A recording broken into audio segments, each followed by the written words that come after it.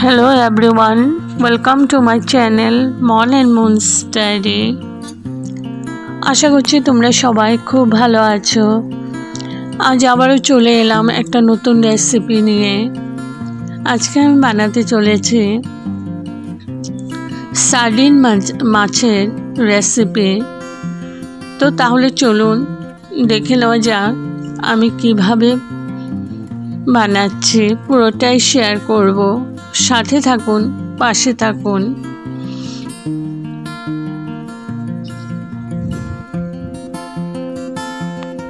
তো আমি এখানে সার্ডিন মাছের 3টে কন্টেনার নিয়েছি। এগুলোর ভিতরে মাছ আছে আর সানফ্লাওয়ার অয়েল দিয়ে অ্যাবজর্ব করা থাকে মাছগুলো।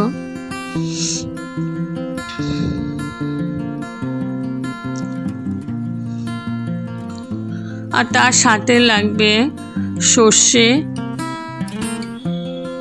ফোড়নের জন্য সর্ষে নিয়েছি, আর নিয়েছি তেঁতুলের পাল্প, পেঁয়াজ নিয়েছি, টমেটো নিয়েছি, কারি পাতা নিয়েছি, একটা শুকনো লঙ্কা নিয়েছি। তো এগুলো দিয়ে আমি রান্নাটা করব।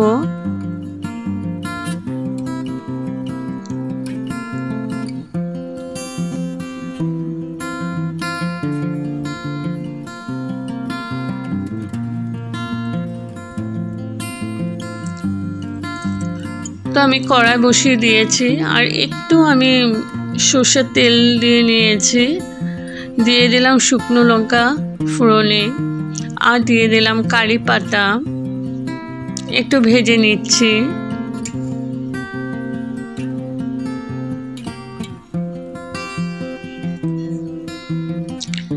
সর্ষে দিয়ে দিলাম।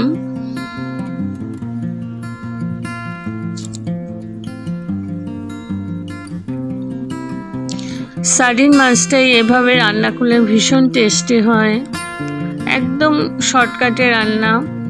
এবার আমি দিয়ে দিলাম পেঁয়াজ কুচি। এখানে আমার একটা মিডিয়াম সাইজের পেঁয়াজ কুচি করে নিয়েছি। ভালো করে ভেজে নিচ্ছি পেঁয়াজটাকে।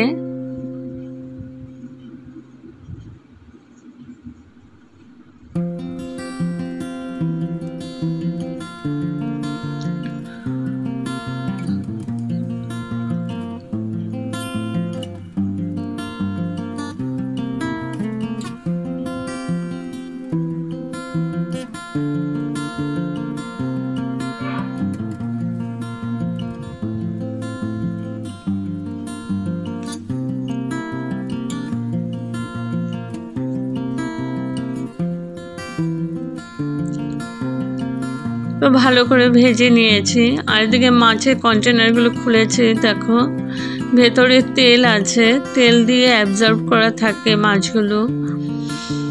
আর তেলটা খুব ভালো, সানফ্লাওয়ার অয়েল। তো আমি এখানে টমেটো কুচি দিয়ে দিলাম। টমেটোটাকে ভালো করে আমি নাড়াচাড়া করে নিচ্ছি।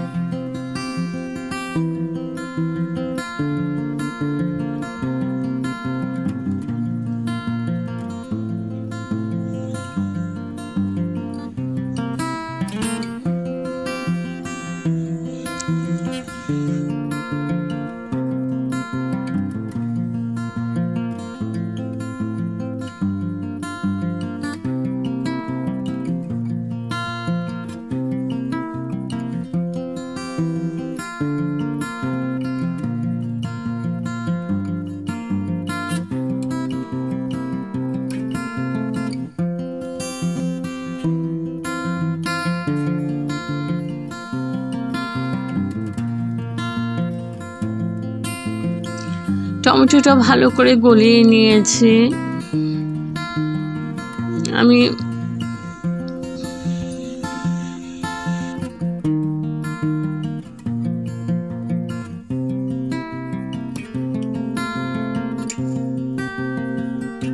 এখন দিয়ে দিলাম তেঁতুলের পাল্পটা। আমি তেঁতুল ভিজিয়ে রেখেছিলাম, তারপর ভালো করে হাত দিয়ে চটকিয়ে তেঁতুলের গুটিগুলো ফেলে দিয়েছি, তো ওটা দিয়ে দিলাম। আর দিয়ে দিলাম হলুদ, আর দিলাম কাশ্মীরি মির্চ পাউডার। এবার ভালো করে নাড়াচাড়া করে কিছুক্ষণ আমি কষিয়ে নেব।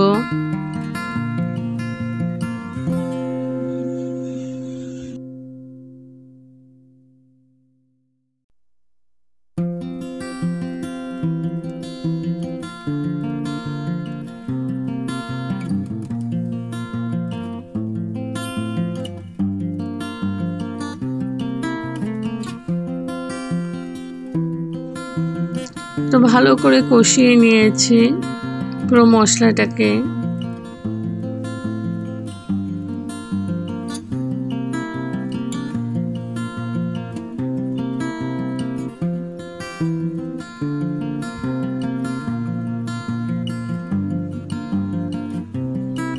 এখন দিয়ে দিলাম জল।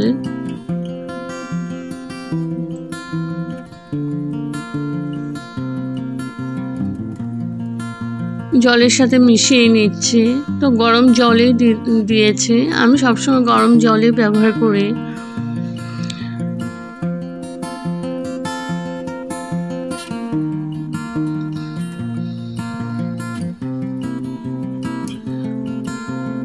ভালো করে মিশিয়ে নিয়েছি।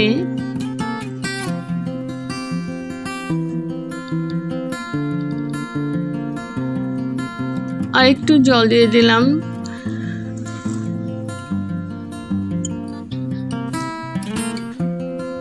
সার্ডিন মাছের এই রেসিপিটা একটু ঝোল ঝোল হবে। এখন আমি কন্টেনারটা খুলে মাছগুলো দিয়ে দিচ্ছি। তেল সহ মাছগুলো আমি দিয়ে দিচ্ছি। প্রত্যেকটা কন্টেনার খুলবো আর তেল সহ মাছগুলো আমি দিয়ে দিচ্ছি।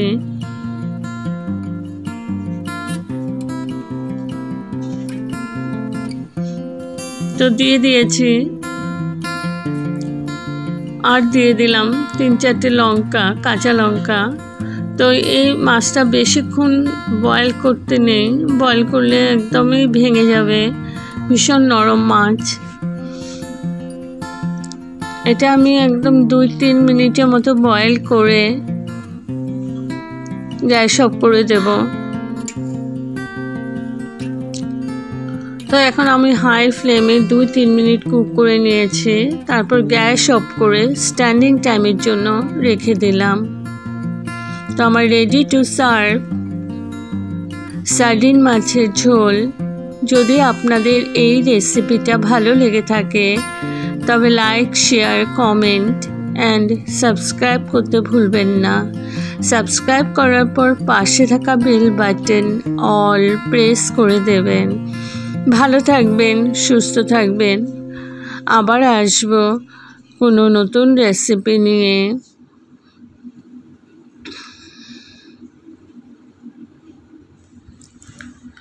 Okay, thank you for watching. Bye bye.